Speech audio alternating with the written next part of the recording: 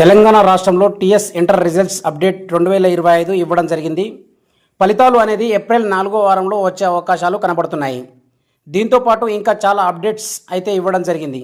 వాటి గురించి మనం తెలుసుకుందాం.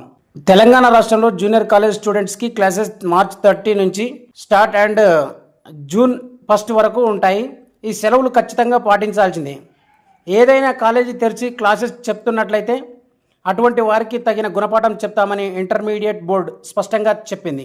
2025-26 అకాడమిక్ ఇయర్కి సంబంధించి జూన్ 2వ తేదీ నుంచి క్లాసెస్ అనేవి జరుగుతాయని ఇంటర్మీడియట్ బోర్డు చెప్పింది.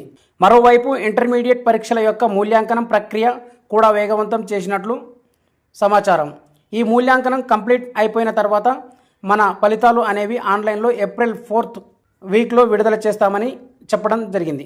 మీరు TS inter results updates 2025 results check చేసుకోవడానికి మీకు కావలసిన మీ యొక్క 10వ తరగతి ఆల్ టికెట్ నెంబర్ మరియు మీ డేట్ ఆఫ్ బర్త్, మీ ఫలితాలు అనేవి వచ్చిన తర్వాత మీకు 10వ తరగతికి సంబంధించిన ఒరిజినల్ మార్క్స్ మెమో కూడా ఇస్తారు.